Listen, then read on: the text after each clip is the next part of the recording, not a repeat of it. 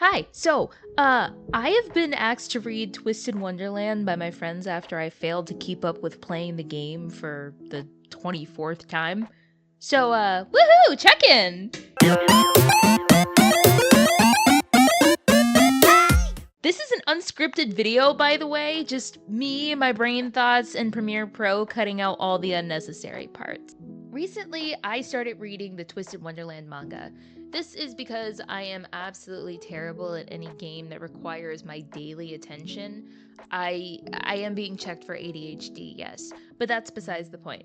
So, because I was doing a horrible job at keeping up with the Twisted Wonderland story, I have only played through the first chapter, like the first book. I've only played through the Heartslabyul part in the 4 years, I think, that I've had the game installed on my phone. I'm not very good at this. So I decided to pick up the manga because when I really get interested in a manga, I can read through it usually within a few days. So I started reading the Heartslabyul book of the manga, and I opened volume 1 a little while ago. Not too long ago, but it was this year before I stopped getting busy. It was interesting. I actually screenshot a lot of the pictures on my phone just because I thought the manga was really pretty. I really liked the art style of it, and I also just kind of liked that it felt like it was bringing more to the table than just the game. Like, playing the game is great and all, but it's also admittedly limited because you're messing around with PNG models that have limited expressions that are usually reused and limited action. So, a lot of times, if there's a fight scene or something like that, you don't really see what's happening, and you lose a lot of the context that are purely given through dialogue and description to make up for it. It takes you out of it a little bit, but I've been around for a while, I've played visual novels for a while, I know how this sort of thing works. So it didn't really put me off, but I did notice the difference when I was able to look at the manga. Like, I was actually really intrigued. I was picking up on a lot of things, a lot of interesting bits. Like, for example, this like you being introduced and him being like kendo guy. I was like, okay, let's see how that works.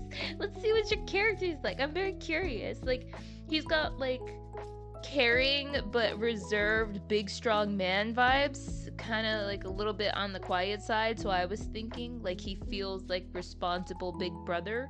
So I was like, okay, how is this gonna work in Twisted Wonderland world? And also, how is this gonna work in dynamics with the Heartslabyul characters? Especially because Trey and Kater already kind of carry big brother attitude. Ace is like the really annoying younger brother, and then Deuce is like, he's an angel. He doesn't always hit the mark, but he definitely tries his best, and we respect effort here. So I was kind of wondering, with all of that mixed in, barring Riddle, because I know he's not in his right mind right now, how is that going to look with the introduction of Yu's character? There were some extra bits and details that were added into the manga that we didn't really get in the game. This is mainly because it seems like the first couple books really focused on making Yu a viable character that could fit within the world. So we got a lot of extra time that was dedicated solely to him and his perspective and his problem, and a lot of characters in the world got to interact with that problem and interact with his situation and his actions. So, for example, he came through the mirror and he wound up in actual Twisted Wonderland during their orientation ceremony. I was like, okay, wait, this is really neat. I'm noticing the symbolism. I'm noticing the casket. I'm noticing the mirror. I'm noticing the your soul does not belong anywhere type thing. This is feeling very isekai. This is feeling very that carriage might have been the truck-kun. This is feeling you might be dead. You might not be alive. I don't know if this is actually the case. I haven't done a ton of deep diving yet because I usually save that for after I'm really deep in the story so that I can avoid spoilers. I am very theory heavy and I theorize naturally even if I'm not actively thinking about it. So sometimes when I collect details, even if they're not spoilers, they might just be fun tidbits, and suddenly I'm like, I think I know how this is gonna end. I think I know what they're putting down. So I try to avoid it if possible. However, I'm picking up right now that Yu definitely seems like they're giving off the vibe of this character is dead. And I think that would be really funny and ironic considering the ghosts that are in Ramshackle, but that's not, and also Grimm's name, but that's neither here nor there. So, getting in, seeing the ceremony hall, and seeing all of the characters was really cool, especially because I do know who the Twisted Wonderland characters are, even though I haven't seen like the full story. And it was neat that they were dropping little tidbits of the house wardens and Kaleem just being Kaleem. It's like you have every house warden having this really cool, unbothered, or like, ugh, look at this riffraff in here causing trouble. Look at this guy running through our ceremony hall. Who is this hooligan? And then you have Kaleem like, wow, that's so cool. What's going on?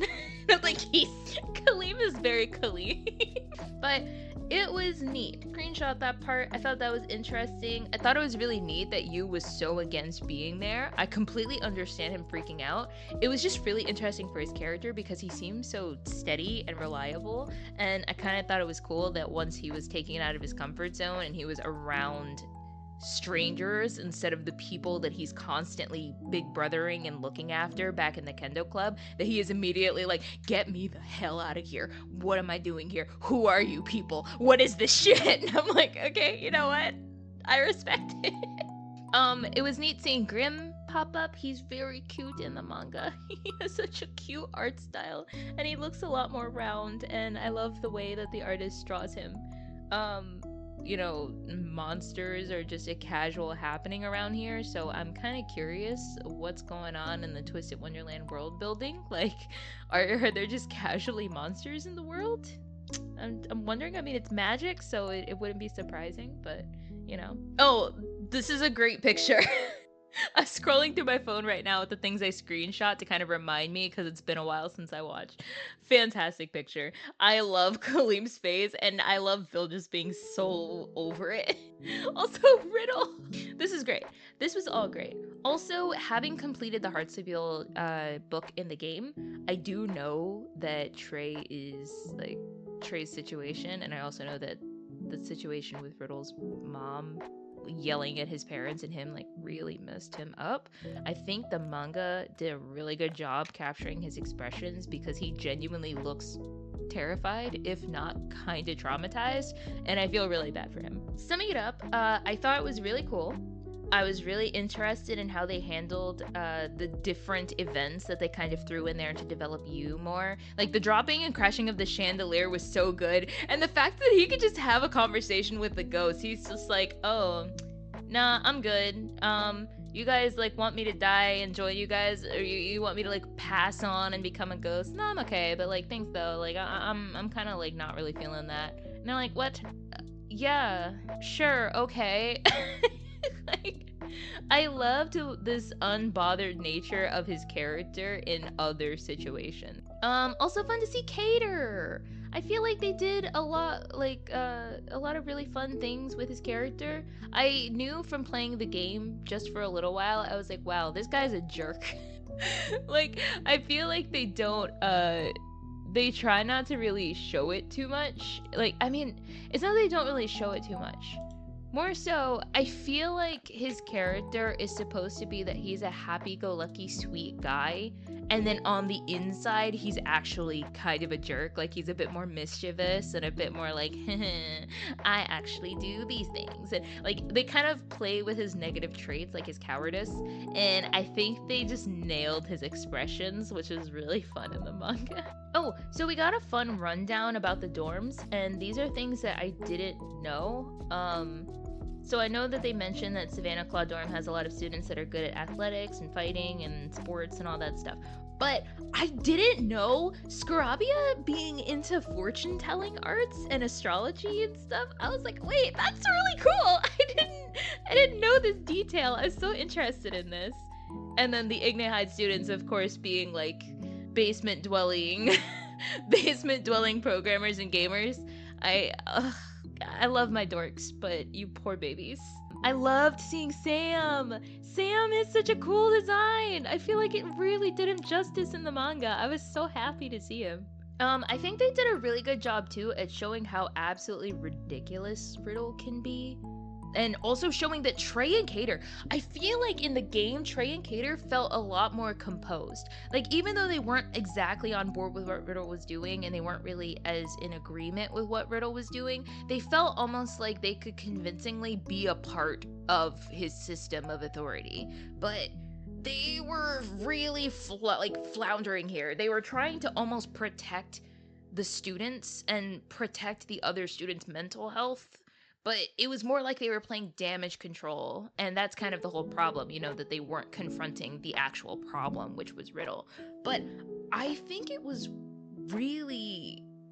I think they did a really good job of depicting Trey and Cater in the manga being a lot more like, oh shit, what do we do? Riddle's having a moment, like the students are upset, and then Cater having his kind of like, I'm really frustrated and I hate that this is happening and this is stressing me the hell out and I wish I could do something, but all I can really do right now is I'll just make some tea, I'll just make some like something to drink or like get some snacks and keep everybody as happy as I can.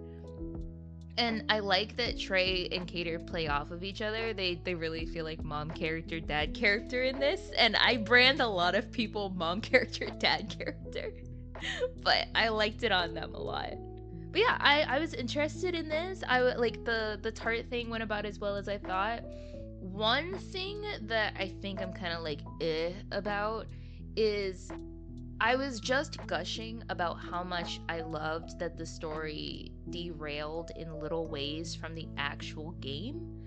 Like, they had little extra moments, little extra socializing bits, little extra events that happened, like Ace being late to sing one of the songs in Heartslabyul, so Riddle, like, goes to fetch them to sing the song. I can't remember if that happens in the game, but I don't remember it happening, or I don't remember it going into so much detail, but it was like really effective because it shows that it's showing how far he's pushing his rule, and it's making it more and more ridiculous, I think, more than the game managed to accomplish, which I really like because the facial expressions play a big role in that. But the problem is, I think as I got into book 3 and 4 out of the Heartslabyul series, you just started fading into the background. Like, everything kind of slotted back on track with how it plays in the game. So you was just kind of like a supporting background character, which I understand, you know? They're basically a silent protagonist that's just been given a little extra character. So I don't expect him to completely change the story, but I was actually really happy to get tidbits about them and to learn about them. So I was a little disappointed that they didn't really have much going on after that. Like, they'd pop in every now and then to give like a little reassurance or to ask a question or to bring up kendo and think about this situation and how it feels similar to something that they've done before with their club, but that's about it. Like, I'm running the risk of sounding a little controversial. Like, around book 4, when Riddle was really losing his shit, I was just kind of like, all right, okay, I see you, but like, shh, quiet now, go back to standing in the background. You just stand over there and let everybody handle their stuff. Like, you don't have to do anything, boy, don't worry. And that's kind of the vibe that I was feeling for a while, which was, you know, it's really unfortunate because I was interested in his character, and I feel like from what I've heard, every series for every dorm they switch U's. So I was a little sad to see that this U was like so like, I feel like they didn't get much chance to shine before they were gone, and you know, 4 books isn't a lot of time, but Satch. Riddle's overblot. That's something I want to point out. This is fascinating, and I don't really know if I got to have this kind of understanding of overblot in the game. So overblot is a physical thing. People can very clearly see what is happening to you. It's not necessarily that your form just changes, more so that the blot or the ink droplets are physical things that are appearing on your body, and this outfit change and things that you get are directly from the ink that are almost like drawing the patterns and drawing the designs on your body. Like, All of the accessories and extra clothing and patterns on the face, makeup and stuff are all actual ink stains that are almost pulling together like a living being to create this new design. And that's really cool. That's really, really cool. And it's a little disturbing too, because the color is like this very dark gradient. It's very similar to the type of shade that people would use for blood, and I think the only real distinction is that there is this kind of like light gray toning that they do, like this little gradient that kind of helps to make it seem darker and more reflective, so it doesn't quite look like blood. But the way they use it sometimes definitely feels like it's a blood substitute. But it's cool. That's something I didn't know. And I think this aspect of blot almost seeming like a living physical thing, like according to Crowley, I think it's like the negative magical imprint that's left behind from use of your magic. So with overblot, you're using your magic so consistently, your mindset is not okay, you're using it without reservation, and that consistent use of your magic ends up breaking your magical gem and giving that blot a chance to escape, which it would not normally do. So the blot itself seems naturally occurring. It's not, I guess, inherently bad, even if it's inherently negative, but letting it get out and do its own thing sentiently, it seems like it's almost latching on to your negative emotions, and that negative imprint and those negative emotions blend together. And that's kind of like, it's kind of, I'm hesitating because the creature that it formed behind Riddle, this Queen of Hearts creature, it's very reminiscent to the phantoms that we see earlier, which, I mean, it makes me wonder if the phantoms that are formed are also their own being, or if that's maybe like a situation where blot is taking over the body.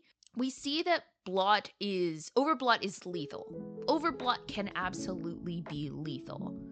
But I'm not exactly sure what about it is lethal. Like, is it the blot itself pushing you to use too much of your magic? Is it that you get fully corrupted and you fully lose conscious control of your body? Is it that blot kind of hollows you out in a way? I don't really know. I don't know exactly how blot would off someone, but the concept itself is really cool. But it just makes me think of the phantoms. So I'm trying to figure out exactly how the phantoms are tied to this, because that Queen of Hearts monster in Riddle's overblot form is very much reminiscent of a phantom. But that's besides the point. We've got mage stones. Grimm keeps eating things. Of course, Grimm is always eating things, but he's consistently eating these gemstone things that are left over from an overblot. Don't know what that is. Seems very concerning. We should probably take him to a vet, but that's neither here nor there.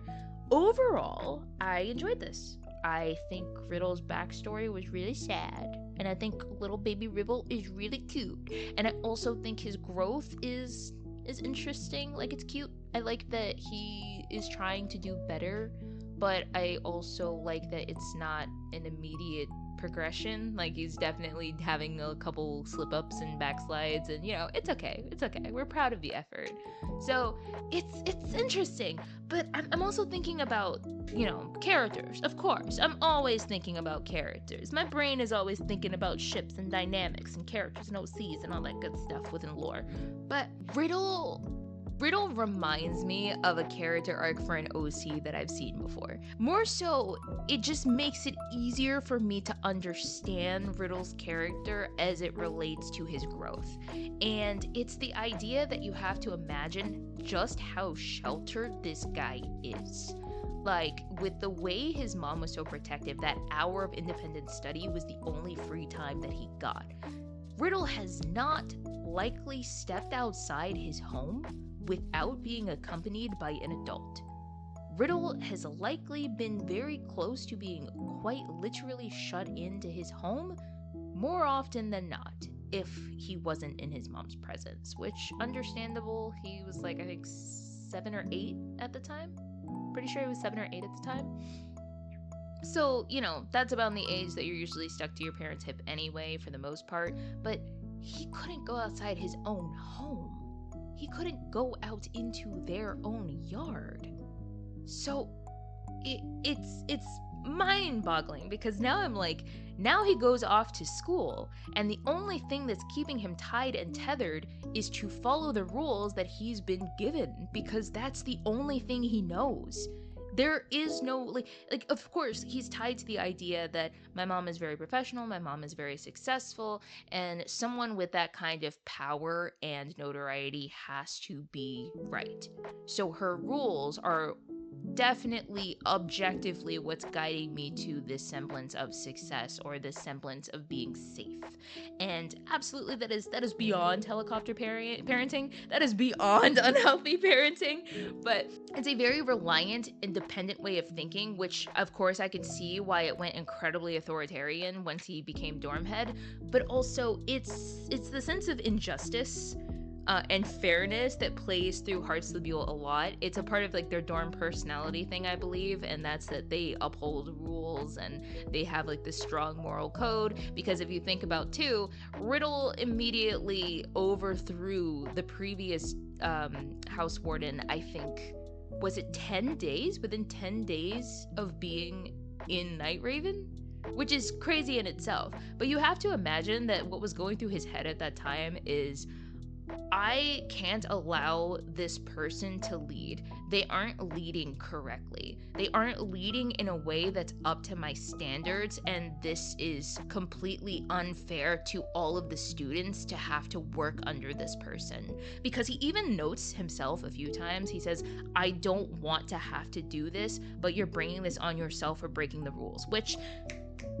Hello, this is parenting. You're mirroring your parents here. That is absolutely parroted from what you have like heard from your mom. There's no doubt. But it's like the idea that by becoming leader and enforcing these rules, by overthrowing the previous house warden, I'm doing the right thing for these students. It's because of my rule and me instantiating this new system that everyone is going to be much better off. Hence why Heartslabyul has really good grades. They've never had an issue with any of their students. I think they don't have any like disciplinary problems and things like that. He was running them with an iron fist to bring success, but was completely forgetting about this like recreation and fun that he lost out on as a kid, because it's completely normal to not have that feeling of freedom or recreation. So to him, there's nothing wrong with this. What do you mean? This is normal. And to everyone else that have already had those options and that freedom, they're like, I'm sorry, this is too much. I'm losing my mind. I can't even choose what I eat. And Riddle's like, yeah, since when do you get to choose what you eat? You just eat the stuff you're supposed to eat. I don't understand. And they're like, no. So it really comes down to that. It's like, I don't understand. What's the problem? And it's like, oh, Riddle, baby boy, oh, your home life has really fucked you up. But hey, he's doing better. Thank you, Trey. Thank you, Cater. Thank you, Ace, for little torn on the punch. I mean, look, Ace punched him once. I don't think Riddle's ever been punched in his life, so that was probably a hell of a wake-up call. That was the beginning of the wake-up. But another thing I guess I don't fully agree with, maybe it's the wording, but it's the way that they handled Trey's character. It's kind of like they were like, well, I understand Ace being very like shoots off at the mouth, has very strong opinions. Trey, this is your fault for seeing that he was in some sort of trouble and not doing anything about it. But I'm like, to be fair, Trey was like 10 when he saw that happen. And yeah, like, Riddle is suffering, and that's not great. But Trey's parents got lectured by Riddle. Trey's parents had to apologize. What power does a 10-year-old think they have in that position? Like, there's only so much he could do, and I understand, you know, it's being a good friend to be able to reach out and see if you can do something, but also, like, he's not expected to change how Riddle's parent treats him. Like, he could offer support, but it's like, to Trey, it's like, I don't know how to overstep this. I don't know how to stop this. I don't know what I'm meant to do. And it's kind of something that he grew up with, not knowing what to do. because it's also true that if someone is going to make a significant change in their lives, you can't really drag them to change. I mean, hey, hell, I could be wrong. Ace apparently did it. Ace has the magic touch. But I don't know. I don't like that they put it all on Trey. I don't think he deserved that. I think it's great that now that they're away at school, he sees that there is more that he can do to help. And so he wants to get more involved. But I don't know. I don't like that they did that. But I'm glad with the dynamic that they have going forward. I'm happy with how it wrapped up. But yeah, that's mainly it. Like, I know I yapped for a long time, but I'm putting a lot of thought into this, and I think I might have some other videos, and I might do another check-in for with series 2 and Leona and how that book goes when I finish up. Might do some more talking, some more yapping, might do a video so I can dissect some of these Twisted Wonderland characters mentally. And I don't know, maybe a shipping video. I don't know. I don't know what I'm gonna do yet, but that's it for now. That's my check-in. Let me know what you thought about Twisted Wonderland Heartslabyul series, book 1, 2, 3, and 4, and I'll see you next time.